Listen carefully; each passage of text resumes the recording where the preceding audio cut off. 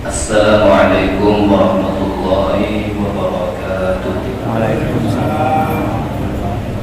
Alhamdulillahirabbil alamin.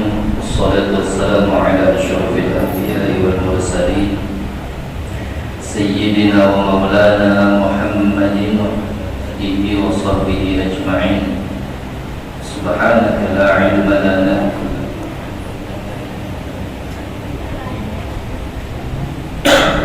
Rabbi shrah li sadri wa yassir li amri wahlul 'uqdatam min lisani yafqahu qawli. Rabbi zidna 'ilman warzuqna fahman bi rahmatik.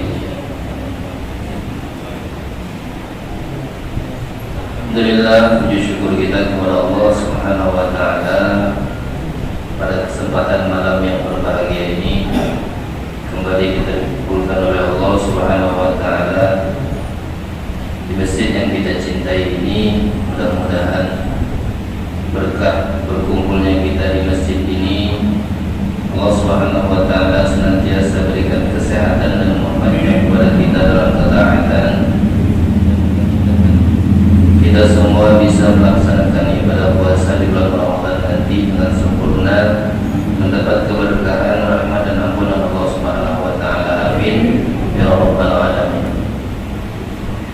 Hadirin wal hadirat jamaah sekalian yang dirahmati Allah Subhanahu wa taala.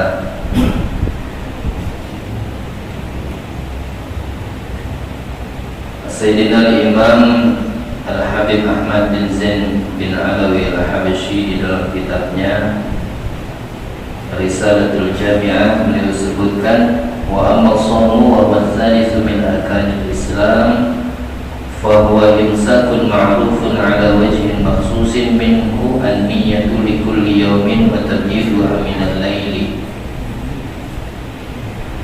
Beliau menyebutkan adapun puasa itu termasuk salah satu dari antara rukun Islam, yaitu rukun Islam yang ketiga.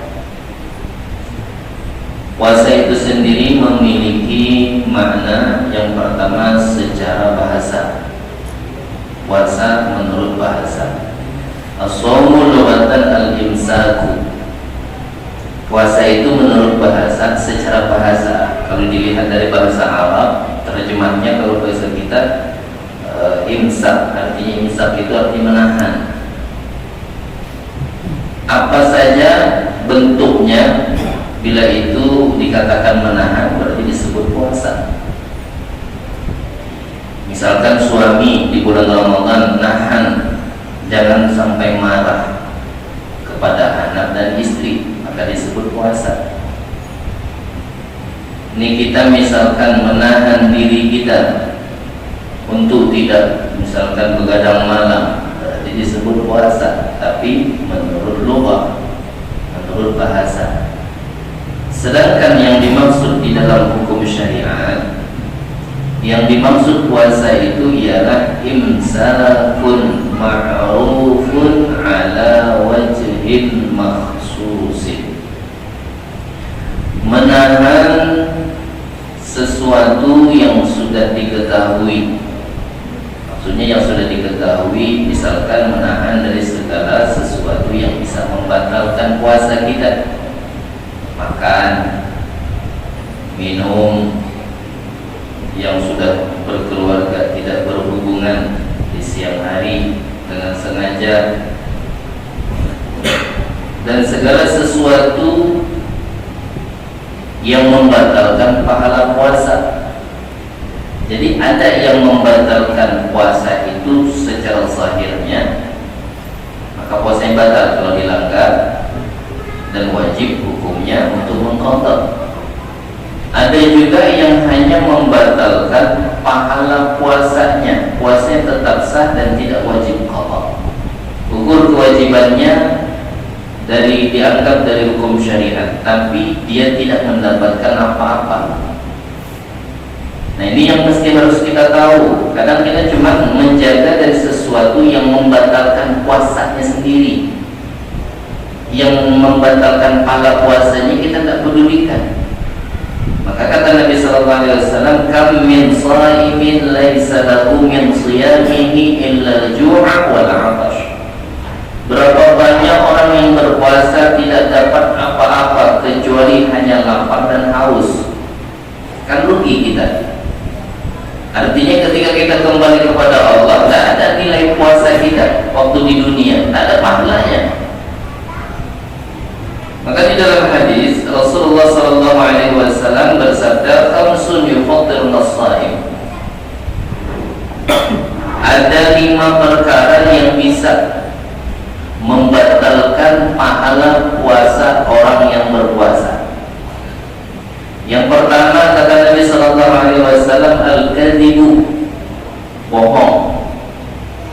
Ancamannya qala Rasul sallallahu alaihi wasallam, wailun liman yuhadditsa fayakdziba liyadhhaka bihil qawmu wailun wa liyadhhaka bihil qawma wailun lahu wailun lahu.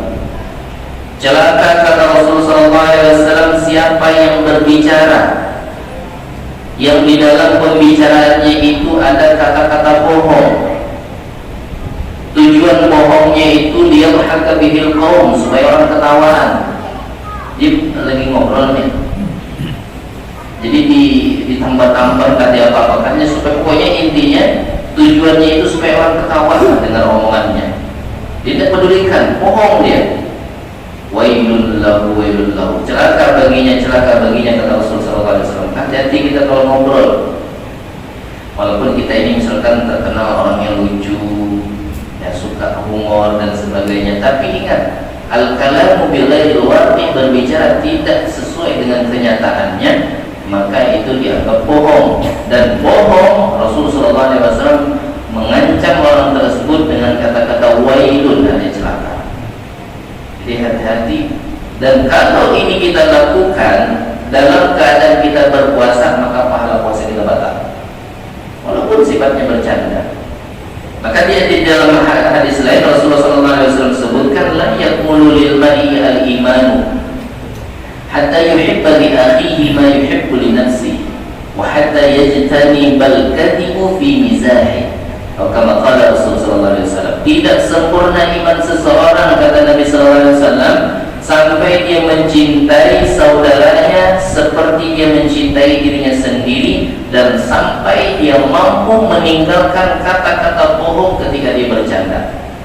Kalau masih suka bohong, tidak sempurna iman kita. Walaupun niat kita cuma bercanda sama kawan kita, pergi sama anak, secara tidak langsung kita mendidik. Nah, yang keluar malam tuh di depan rumah tuh ada hantu besar betul. Mana ada kita nengok hantu, kita bilang ada hantu. Bohong kan itu. Al-kalamu bighairil waqi', tidak sesuai dengan kenyataannya, maka itu tetap dianggap bohong, maka dihukumkan dosa. Kalau sekarang kita kenal berita apa namanya itu, berita hoax, pokoknya itulah tulisannya HOAX. Ada yang baca hoax, ada yang baca hoax, nggak tahu apa bacanya. Yang jelas itulah artinya menyebarkan berita bohong. Itu hati-hati. Ya, karena kalau itu kita lakukan di saat kita berpuasa di bulan Ramadan, pahala puasa hilang. Makanya ancaman Rasulullah, berapa banyak kata beliau orang yang berpuasa tapi pahalanya tidak ada, yang ia dapat cuma lapar sama haus, itu aja. Betapa ruginya kita seharian kita menahan tidak makan dan tidak minum, contohnya nanti di akhirat tidak ada nilai apa-apa, nol puasa kita, tanpa ada nilainya di hadapan Allah. Kemudian yang kedua kata Nabi Sallallahu Alaihi Wasallam, wal ghibatu, ghibah, dzikruka akhaka muslim bima yakrahu wa in kunta shadiqan. Engkau menyebutkan aib saudaramu sendiri dengan sesuatu yang kalau dia tahu dia tak suka. Kita lagi membicarakan saudara kita, kalau dia tahu dia tak suka, itu dibicarakan. Wa in kunta shadiqan, walaupun itu betul adanya. Artinya begini, kalau misalkan kita membicarakan aib tetangga kita, kita anggaplah, ini contoh aja, contoh, kita punya tetangga kulitnya hitam, betul, misalkan demikian. Kita ngomong sama tetangga kita yang lain, tahu enggak si fulan yang sebelah rumah saya, orangnya hitam, betul. tuh yang kita bicarakan, kira-kira kalau dia dengar, dia memang hitam. Kira-kira kalau dia dengar begitu, suka nggak dia? Reda tak kira-kira dia? Pasti tak suka dia dibilang hitam, walaupun orang ini hitam. Apalagi kalau dibilang putih, wah itu lebih besar lagi. Kata para ulama, Imam Al-Ghazali menyebutkan, kalau sesuatu yang kita bicarakan itu memang sesuai dengan faktanya, itu disebut dengan riba. Kalau tidak sesuai dengan kenyataan, itu disebutnya buhtan. Ini riba kelas kakap, lebih besar lagi dosanya. Kita membicarakan aib orang lain yang aib itu tidak ada pada dirinya, itu dosanya lebih besar lagi. Yang betul memang ada saja, itu sudah besar. Makanya dikatakan annal riba minal kabair.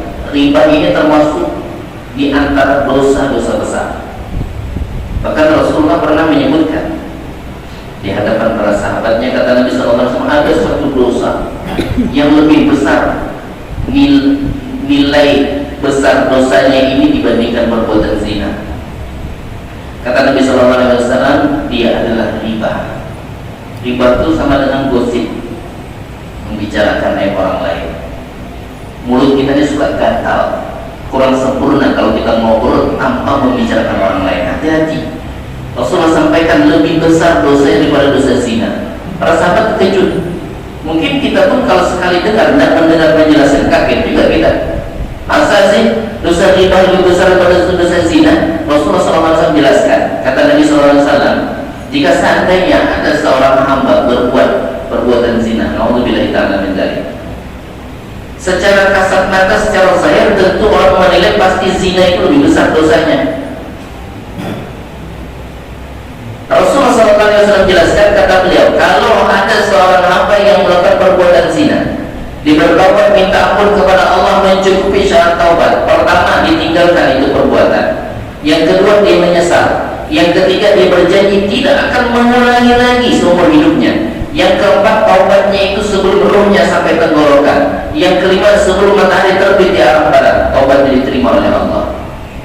Tapi kata Nabi SAW, jika ada seseorang yang berbuat dengan perbuatan dosa riba, menggosip, orang yang dibicarakannya, yang ia bicarakan aibnya, kalau dia taubat tidak cukup istighfar, tidak cukup cuma menyesal, tidak cukup cuma dia bertaubat berjanji tidak mengulangi, tidak cukup kalau hanya dia bertaubat pada saat roh belum sampai tenggorokan. Mesti orang yang ia ribai, dia harus datang dan minta ampun kepadanya.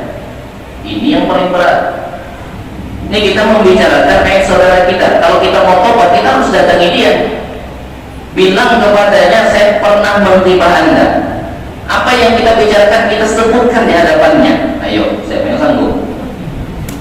Tak sanggup kita. Ayo, berapa banyak dosa kita? Nah sekarang bagaimana? Kita sudah sering membicarakan aib orang lain. Kadang-kadang kita kenal pun tidak, cuma lihat di TV, cuma kita ikut juga ngobrolkan dia aibnya. Padahal kita tahu pun tidak sama dia, kenal tidak. Bayangkan. Ada dua pendapat ulama kalau mau tobat dari dosa ini. Yang pertama, kita datangi orangnya, minta ampun, kita sebutkan apa yang pernah kita bicarakan, kita dibicarakan lagi hadapannya, dan kemudian minta maaf. Yang pertama. Yang kedua, ini paling tidak, datang kepadanya, minta maaf, bilang, saya pernah menghina Anda. Udah, tidak perlu diceritakan apa yang kita omongkan. Ini yang minimal saja, kita susah. Jadi jangan merasa, oh kita nih hebat, rajin sholat berjamaah, rajin sholat tahajud. Hati-hati, amal ibadah kita sehebat apapun, tahajud tiap malam, baca Al-Quran sering, tasbih di tangan itu tidak pernah lepas. Subhanallah, astagfirullah, la ilaha illallah, Allahumma sholli ala sayyidina Muhammad. Habis itu, jangan kita udah ibu yang sebenarnya itu pahalanya kita langsung ditransfer ke itu orang yang kita ribahi. Terus pahala ibadah kita itu yang rajin ibadah. Kalau seandainya yang suka riba ini tidak ada pahalanya, ibadahnya jarang, dosa orang yang ia ribahi akan dikirim kepadanya. Jadi yang suka membicarakan aib kita tidak usah kita balas, biarkan aja, bersyukur malah. Makanya almarhum Tuan Guru Zaini, beliau pernah ada yang mencaci beliau, ada yang memaki. Beliau kirim satu amplop, sebab itu menurut cerita isinya 10 juta. Beliau tahu ada yang membicarakan aib beliau, kirim amplop, putus satu orang, kirim ke orang yang membicarakan aib beliau, dikasih duit 10 juta. Kenapa? Saking senangnya. Terus secara hakikatnya orang yang membicarakan kita itu dosa kita. Kalau seandainya dia tidak memiliki pahala ibadah yang habis dengan pahalanya, maka dosa kita diambil. Kalau masih ada kebaikannya Allah akan pindahkan kepada kita. Disebutlah orang tersebut di akhirat al-muflis.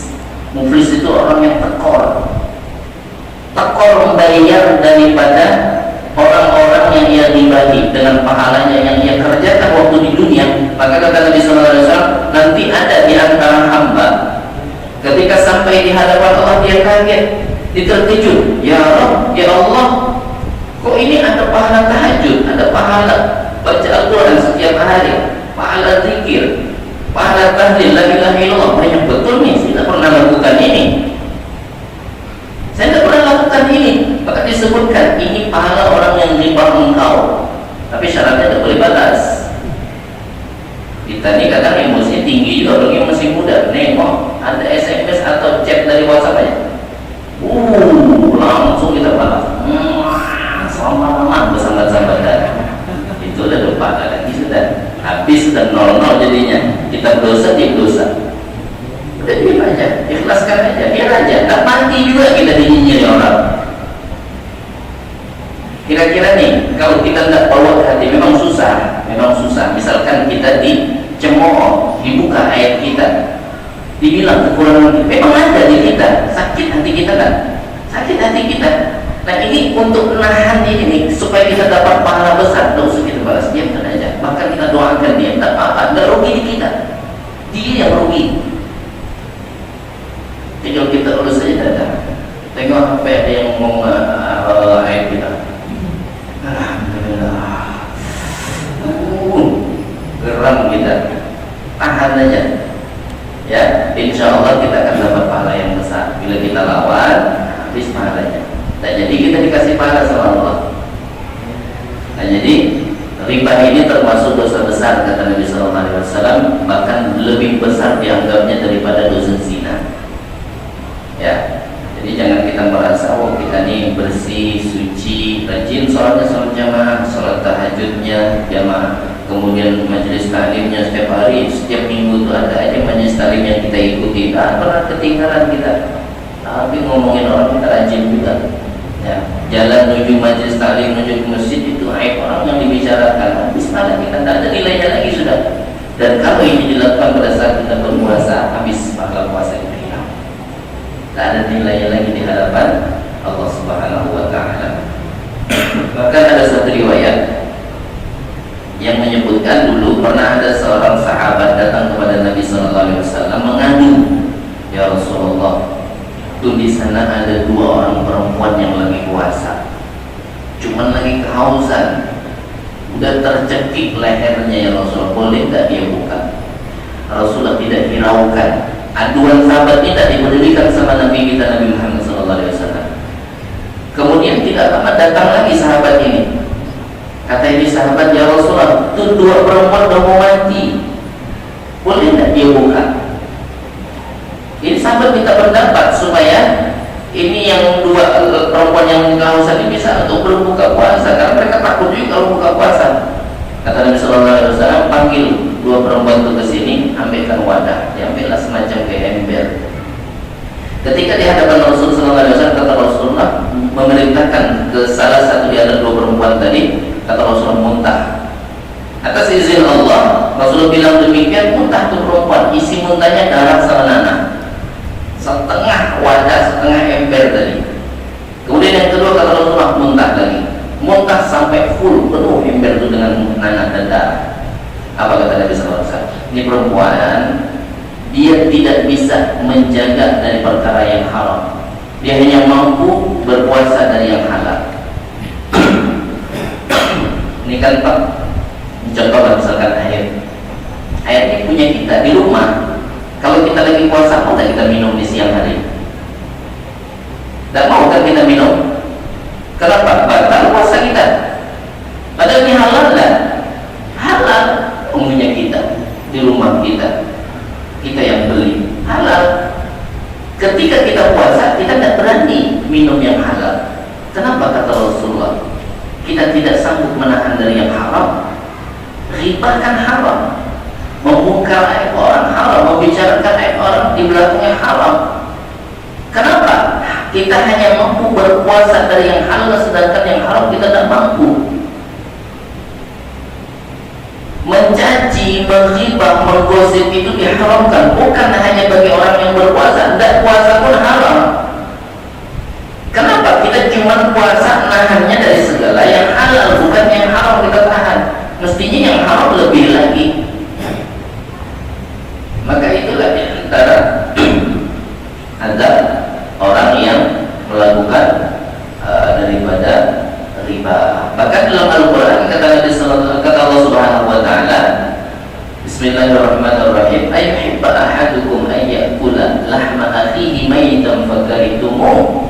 Apakah kamu suka, kata Allah, memakan daging saudaramu sendiri sedangkan kamu tidak mau?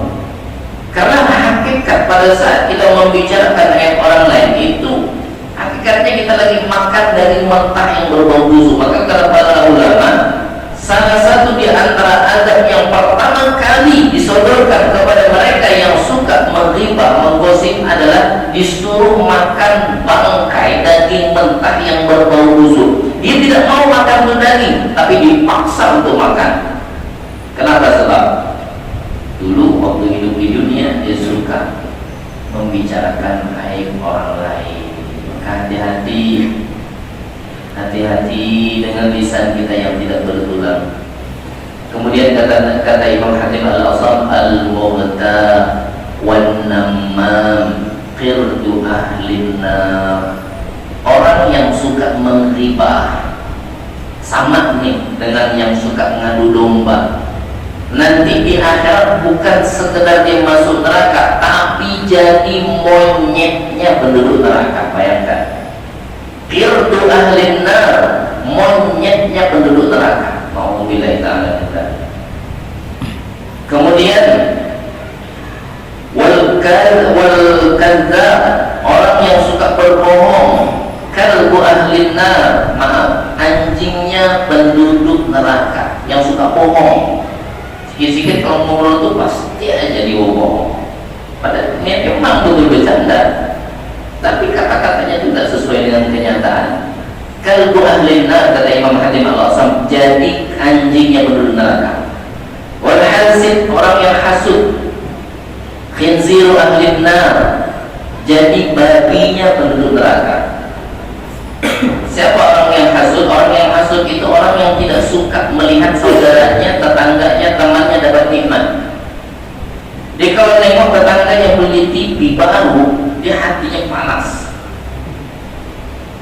Besok siang-siang tetangganya beli mobil, langsung nyari obat tensi, penurun tensi. Malah yang pusing. Jumpa lagi sama istri tetangganya, nengok gelang emasnya besar-besar, kolesterol naik, langsung bawa ke rumah sakit, masuk ruang ICU.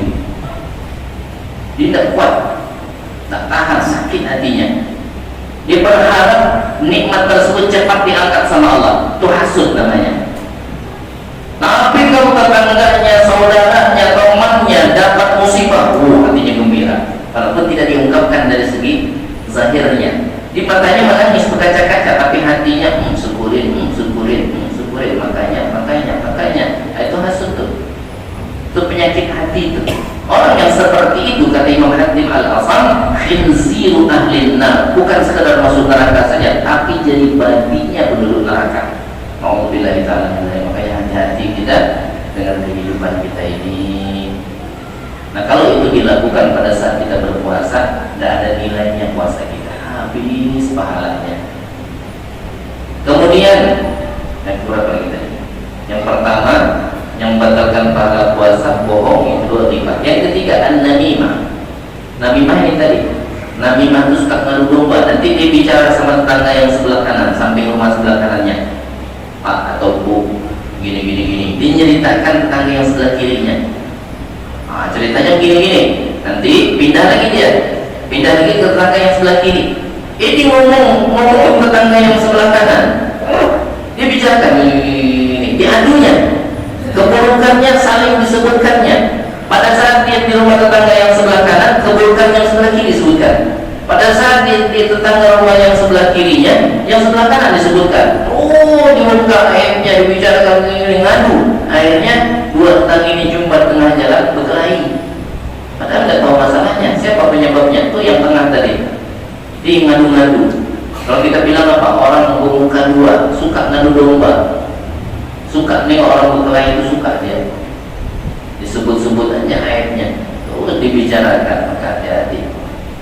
Dan itu kalau dilakukan pada saat bulan suci Ramadan, batal pahala puasanya. Kalaupun tidak bulan suci Ramadan, tak lagi puasa, tetap itu dihukumkan dosa. Itu yang ketiga. Kemudian yang keempat, wal yaminul ghamus atau al yaminul kadhibah. Sumpah palsu, sumpah bohong, sumpah yang dimaksud ucapan atau kata-kata wallahi, demi Allah. Kita kan kalau udah dengar, misalkan kita meminta keterangan seseorang, kita sebagai orang muslim biasanya kalau sudah bersumpah pakai wallahi itu dengan tangan sudah. Ini betul berarti ini. Kita menanya seseorang, kau tengok enggak ini? Dia bilang enggak nengok. Pasal demi Allah. Nah, kalau udah demi Allah kita dah ampun dah. Biasanya kalau sudah terakhir sudah tuh, kalau tidak percaya juga demi Allah itu memang betul-betul lah orang tuh. Kita kalau udah dengar dia bilang demi Allah, kita pasti percaya dah. Udah, kalau begitu saya yakin lah. Ini yang ngomong demi Allah, dia bohong untuk meyakinkan orang. Dia pakai kalimat demi Allah, saya begini, saya tidak ini, saya dan seterusnya. Dia menjelaskan sesuatu untuk meyakinkan orang lain. Dia pakai demi Allah, padahal dia bohong. Itu disebut dengan yaminul ghamus atau yaminul kadhibah, sumpah palsu, batal pahala puasa kalau dia lagi puasa tuh. Yang terakhir, an-nadharu bi syahwatin, memandang dengan pandangan yang diiringi dengan syahwat. Ayyallah fayaltad, dia memandang tapi nikmat. Jangankan benda hidup, benda mati saya kalau dia tengok batal pahala puasa. Misalkan tengok tiang mesin bagus yang menghayal dia, diperhatikan yang menghayal, otaknya melayang kemana-mana, menikmati dengan pandangannya, batal kalau puasanya. Kalau guru kami dulu nyontohkan, dia nengok batang pisang, daun pisang itu goyang-goyang, ibaratkannya nengok perempuan, ini belum puasa, lagi puasa, nengok batang pisang itu goyang-goyang, yang kena angin, dia menghayal, dia menikmati dengan pandangannya, batal kalau puasanya. Apalagi kalau nengok manusia. Makanya kita kadang-kadang tertipu. Ini masuk bulan Ramadan, bukan menjadi adat kita juga, memang kebanyakannya lah di antara kita suka seperti itu. Apa dia? Kita seharian nih nahan lapar, nahan haus. Pagi istirahat, dibangun, ya. Terus kita melakukan aktivitas sampai zuhur, sholat zuhur, istirahat biasanya. Ada yang baca Al-Quran, ada cuma rebahan, ada yang depan TV, ada yang main HP, macam-macam lah. Kemudian masuk waktu asar, sholat asar berjamaah. Di sholat asar tadarus, nanti nunggu sore, dia bersih-bersih, mandi, bersih-bersih. Habis mandi, tengok jam, jam 5. Ambil sepeda motor, ambil Honda keluar. Mampu tak kira-kira kalau kita keluar tuh nahan nih pandangan kita nih, nundukkan pandangan kita. Kita yang laki-laki misalkan, sama perempuan juga demikian. Kita yang laki-laki keluar dari rumah kita, tertengok aurat perempuan yang bukan mahram. Kalau kita menikmati dengan pandangan kita tersebut, batal puasa kita.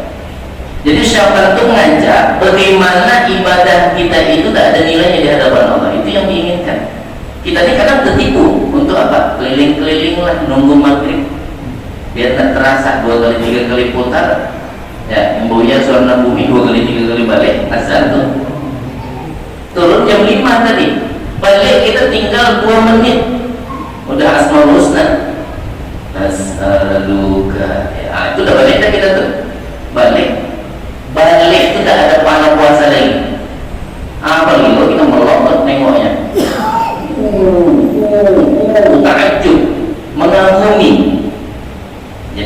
bertanya, bagaimana hukumnya kalau niat memandang misalkan ada orang perempuan yang bukan mahram terlihat, bagaimana kalau diniatkan untuk mentafakuri nikmat Allah? Kan tafakur itu pahala kan? Jangan kita pikir macam ini. Ini salah pikir macam ini. Jangan digabung antara maksiat dengan ibadah. Tak bisa digabung. Ibadah ya ibadah, maksiat tetap dosa. Tak bisa kita niatkan. Kan misalkan kalau kita lihat pegunungan, kita lihat pepohonan, kita lihat binatang yang cantik-cantik, burung cendrawasih dibilangnya burung surga. Kita perhatikan aja, tafakur, oh begini betapa kuasanya Allah, Masya Allah, tabarakallah, indahnya ciptaan Allah. Kita bandingkan itu tengok perempuan yang bukan mahal, Masya Allah, ciptaan Allah, Subhanallah, tapi diiringi dengan syahwatnya dosa. Jangan digabung antara ibadah dengan perbuatan dosa. Makanya hati-hati kita di bulan Ramadan ini, jebakan syahwat itu halus. Aja kita beli kue, beli lauk, padahal cuma itu tujuan kita. Mutar dulu kita. Cuma di jalan itu macam-macam. Kita tak bisa melarang orang. Nah, kita yang menjaga. Kalau kita mau pulang, mampu tak kita tundukkan pandangan kita. Kalau kita tidak mampu, ya sudah, bagus kita di rumah. Kenapa? Sebab kita khawatir puasa kita ini nanti dapatnya cuma haus sama lapar. Itu yang tidak kita inginkan. Kalau kita mampu, mundur aja. Kalau yang sudah tengok gitu, kalau tertengok katanya tak apa-apa. Jadi kalau melotot dosa juga. Misalkan yang tidak apa-apa, misalkan kita lagi asik bawa motor, pas kita nengok jalan ada perempuan yang membuka auratnya, tundukkan lagi.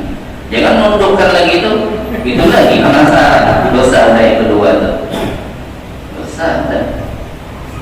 Itu pun tidak boleh lama. Katanya kalau tertengok sekali tidak apa-apa. Yang kedua yang tidak boleh. Tapi kalau lama bertahan itu kan baru sekali. Belum pandangan yang kedua. Jadi jangan dimain-mainkan hukum Allah. Jangan dimain-mainkan, tidak boleh.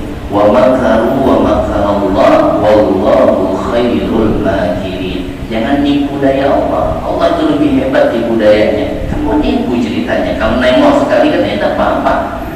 Kalau diiringi dengan syahwat kita tengok, kalau bahasa Banjarnya Pak, pastilah. Memang sekali cuma melotot gitu lama kita tengok ini menghayati. Ya sama dosa juga. Jadi hati-hati. Nadhar bi syahwat itu bisa menimbulkan atau menyebabkan pahala puasa kita hilang. Apa tolak ukurnya? Melihat dengan pandangan syahwat itu, kalau ukurnya kata ulama ayyamullah fayaltadza, dia nengok dan merasa nikmat. Ini hampir sama. Kita nonton TV, nengok dia handphone di kamar sendirian, entah apa yang kita tengok nonton. Bila kita menikmati dengan pemandangan, walaupun aslinya kaca aja, layar aja, tak masalah. Ini apa hukumnya handphone? Kata para ulama, ini hanya wasilah. Jadi hanya wasilah saja, perantara saja. Al-wasail hukmul maqasid, tergantung yang makai. Kalau tujuan untuk maksiat, ya handphone jadinya haram bentuknya, dipakai untuk maksiat. Jadi tergantung perantara. Kalau kita dengarkan bacaan Al-Quran, tafsir, ngaji dan sebagainya, jadi pahala. Jadi ini mubah-mubah aja, tergantung niat yang makai. Karena ini hanya perantara, bisa menyebabkan kita bermaksiat kepada Allah, maka berdosa kita. Dengan HP ini kita berdosa. Kalau dengan sebab ini kita bisa mendekatkan diri kita kepada Allah, misalkan untuk baca Al-Quran, kan ada aplikasi Al-Quran. Kalau kita bawa terus Al-Quran besar, takutnya batal. Nah kalau di handphone tidak apa-apa. Kalau kita batal, masukkan aja dalam kantong. Ya sudah, tidak apa-apa, karena tidak dianggap kita bawa Al-Quran. Sebab Al-Mushaf fi Jawal, kalau Syekhul Habib Salim bin Abdullah bin Umar Syadili, Al-Quran yang di aplikasi handphone itu kan Mushaf fi Tajdil Insan, itu sama hukumnya seperti orang yang hafal Al-Quran. Orang yang hafal Al-Quran kita sentuh dalam tidak punya wudhu, boleh tidak kita megang orang yang hafal Al-Quran? Tidak apa-apa, kita salaman. Kalau tidak boleh, bahaya. Istrinya hafal Al-Quran, suaminya tidak, di mana dia menyentuh? Tersentuh batal, berarti nyentuh kedua kali tidak boleh lagi.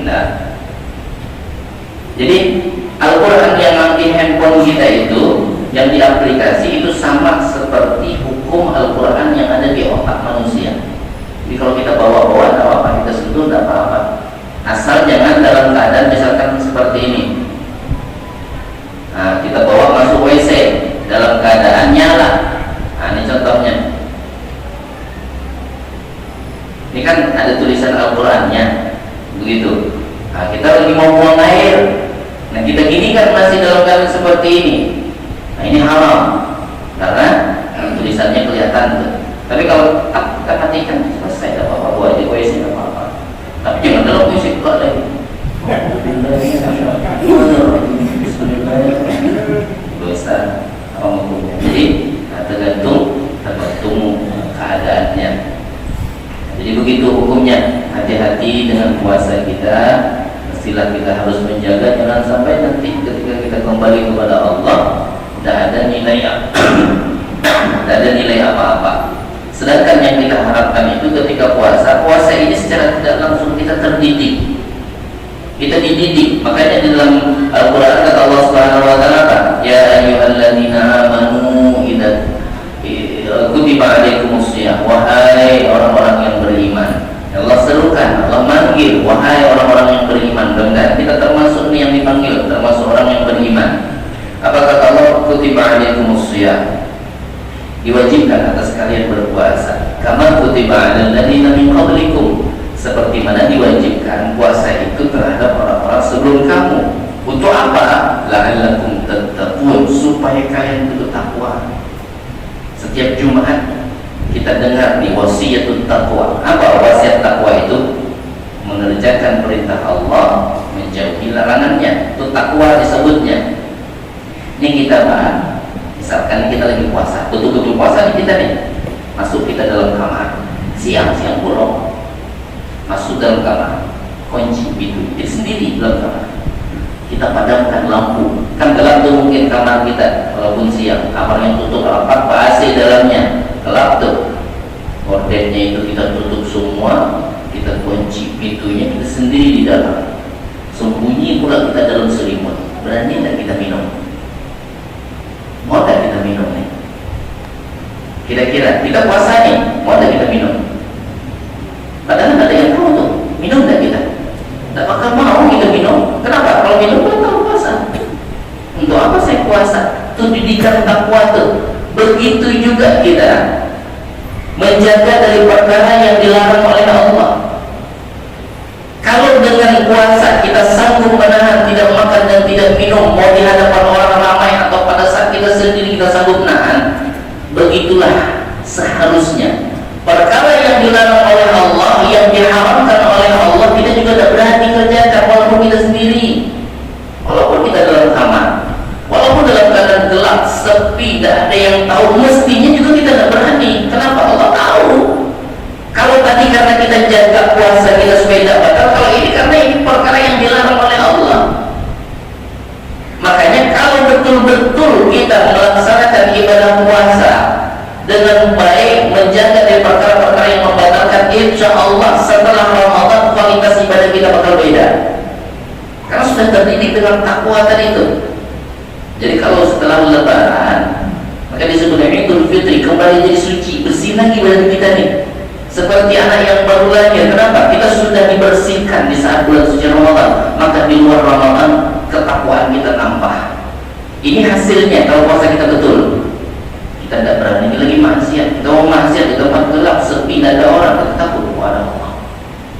Ini perkara dilarangnya. Nanti kalau saya maksiat ditulis dosa, ada malaikat ratib, ada malaikat atid mencatat nih kebaikan, mencatat keburukan. Mau kemana pun kita ketahuan. Makanya kalau puasa kita baik dengan didikan puasa, insya Allah aman kita. La'allakum tattaqun, kata Allah, supaya kalian takwa, supaya kalian takut sama Allah. Bagaimana caranya Allah didik di bulan suci Ramadan? Kan begitu Pak, kalau kita puasa nih, mau kemana saja kita tidak berani kita minum. Padahal ada yang tahu. Minum aja kita dalam kamar tuh, saya minum tahu, tidak ada yang tahu. Kita bilang puasa, masa puasa sendiri? Tidak, pasti orang, oh ya puasa, yakin orang puasa. Begitulah didikan Allah Subhanahu wa Ta'ala. Jadi kalau kita menghayati apa yang kita lakukan pada saat bulan suci Ramadan itu didikan supaya kita ketika Ramadan itu sudah selesai, sudah keluar, asar ibadah, bekas ibadahnya itu masih ada, masih lengket di kita dan masih terngiang-ngiang. Oh begini, kalau saya mampu menahan, tidak makan, tidak minum walaupun dalam keadaan sendiri, masa saya tidak bisa menahan perkara yang dilarang oleh Allah. Takwa itu fisirri wal alaniyah. Takut sama Allah itu di saat khalayak kita lagi kumpul sama orang banyak ataupun lagi sendiri. Itu yang betul-betul disebut dengan takwa. Makanya kata para ulama, para aulia itu derajatnya tinggi di sisi Allah Subhanahu wa taala bukan karena dia terkenal, bukan karena dia pandai baca kitabnya, hafal Al-Qurannya, tidak. Derajatnya tinggi karena Allah, karena hubungannya dengan Allah itu baik, ibadahnya dia khusyuk, bukan karena ketenarannya, bukan karena dia banyak dikenal sama orang lain, bukan. Diangkatnya menjadi wali min awliya kekasih Allah karena ibadahnya hebat, ibadahnya khusyuk. Dia kalau sendiri takut sama Allah, apalagi di saat orang ramai. Kalau kita kan masih takutnya itu pada saat orang ramai, kalau udah sendiri beda lagi kelakuan kita. Ini kalau akhlak kita, cara jalan kita sopan depan orang, akhlak kita perlu, cara ngomong kita perlu. Coba kalau sendiri, coba kalau di belakang, kita baru nampak yang aslinya. Nah, jadi belum takwa kita yang sebenarnya. Kalau hanya kita baik bisa merasa takut kepada Allah di saat orang banyak, khawatir banyak yang lihat kelakuan kita, keburukan kita, makanya kita menjaga, itu belum takwa. Takwa yang sebenarnya kita tidak pedulikan mau ada orang, mau tidak ada orang, tetap kita jaga. Kita tinggalkan segala perkara yang dilarang oleh Allah Subhanahu wa ta'ala. Makanya mudah-mudahan hikmah daripada bulan Ramadan nanti, setelah Ramadan kita menjadi seorang hamba yang muttaqin. Qad aflahal mu'minun, sudahnya kita beriman, bertakwa. Maka beruntung kata Allah orang-orang yang beriman, alladzina hum fi salatihim qad aflahal mu'minun. Sungguh beruntung orang-orang yang beriman. Mereka orang-orang yang beriman itu kata Allah, mereka yang ketika sholat mereka khusyuk. Itu orang-orang yang beriman. Makanya kita mudah-mudahan dengan Ramadan tentunya kita perbaiki segala ibadah kita. Kalau kita mau bohong, mikir-mikir lagi, ini kalau saya bohong puasa nilainya tidak ada. Pas kita mau bicara aib orang lain, terpikir lagi, tersentak dalam hati kita, ini aib orang nih. Ini kalau saya bicarakan tidak ada puasa saya tidak berarti, ini cuma lapar sama haus saja. Jangan kita teruskan.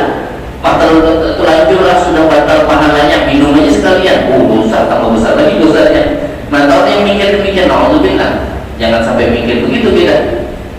Saya tadi udah bohong nih, berarti pahala puasa batal. Ya sudah, Allahumma barik lana. Naudzubillah, itu tambah meremehkan. Naudzubillah, hati-hati. Jangan sampai demikian. Tetap harus kita jaga.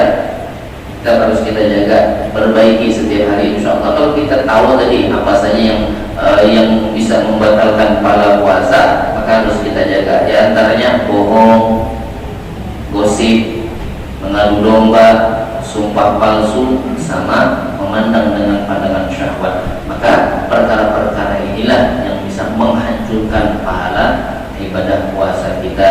Mudah-mudahan kita semua dijaga oleh Allah Subhanahu wa ta'ala sehingga puasa kita bisa lancar dan diterima oleh Allah Subhanahu wa ta'ala. Dan sebelum saya akhiri, tentunya juga saya memohon maaf dan ampun jika seandainya selama kita pengajian di sini sudah beberapa bulan, mungkin kalau seandainya ada ucapan atau perkataan daripada penjelasan yang saya sampaikan mungkin menyinggung atau contohnya menyakiti hati jamaah sekalian, saya mohon ampun dan ridhonya. Maka sebelum bulan suci Ramadan kita pastikan sudah tidak ada lagi punya hubungan kesalahan, baik itu kesalahan ucapan dan sebagainya. Mudah-mudahan kita bisa saling memaafkan. Jadi sebelum masuk Ramadan kita udah kosong-kosong udah nih, Pak ya. Nah, kalau seandainya ada jamaah hadirinnya atau hadirnya kesalahan sama saya sudah maafkan duluan. Nah, jadi saya pun demikian, kalau ada kesalahan saya, ucapan baik menjelaskan mungkin kurang jelas, tambah ragu saya dengar penjelasannya tuh, tambah pusing kepalanya. Kan saya yang menyampaikan, kemudian jamaahnya tambah pusing kepalanya. Mungkin itu sesuatu daripada perbuatan dosa, maka saya minta maaf, minta ridha dan minta ampun. Itu malam hari ini sampai di sini pengajian kita. Sebelum saya akhiri, mungkin ada waktu lagi berapa menit ini? 3 menit lagi. Nah, insya Allah silakan kalau ada jamaah yang ingin bertanya. Kalau saya mampu menjawab langsung saya jawab. Kalau tidak mampu, insya Allah di lain kesempatan kalau sudah saya jumpa jawabannya saya jawab. Ada jamaah yang ingin bertanya?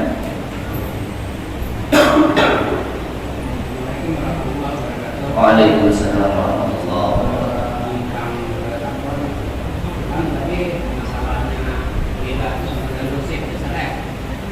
Bagaimana kalau kita nonton gosip di TV lalu sampai bulan puasa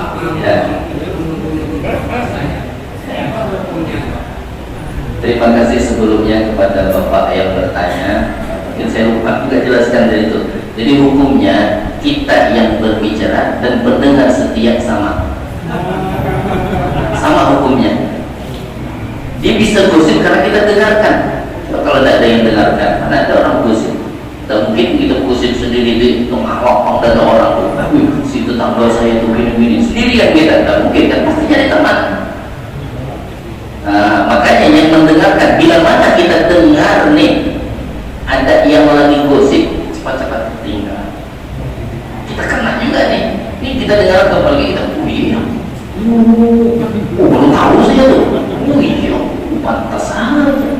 Tambah nyambung tuh, dosa juga kita sama seperti yang gosip, kita kena juga dosanya. Jadi hati-hati. Jadi kalau misalkan ada yang membicarakan orang lain, kalau kita memang sanggup, stop aja, ganti temanya, jangan itu. Saya memakan dosa yang apa, kalau pepatahnya itu kena getah nangka, kita tidak makan nangkanya, mau kena getahnya aja, tak ada nikmatnya. Jadi membicarakan kita yang benar, apa disengaja kita dengar. Mungkin dia memang ngoping juga. Oh iya, ini rupanya orang. Oh, lalu kita ya, jadi sama Pak, antara si penggosip sama si pendengarnya. Habis waktu kita ya. Insya Allah nanti kita lanjutkan lagi. Mudah-mudahan kitanya Ramadan kemungkinan malam Sabtu ya. Sabtu ya, malam Sabtu atau? Sabtu, berarti kemungkinan masih ada sekali lagi. Satu kali Jumat lagi ya. Satu Jumat lagi. Mudah-mudahan kalau tidak ada halangan, kita sekali pertemuan lagi. Kalau misalkan ada halangan, insya Allah saya kabari. Inilah yang saya sampaikan. Lebih kurang saya mohon maaf. Billahi taufiq wal hidayah. Wassalamualaikum warahmatullahi wabarakatuh.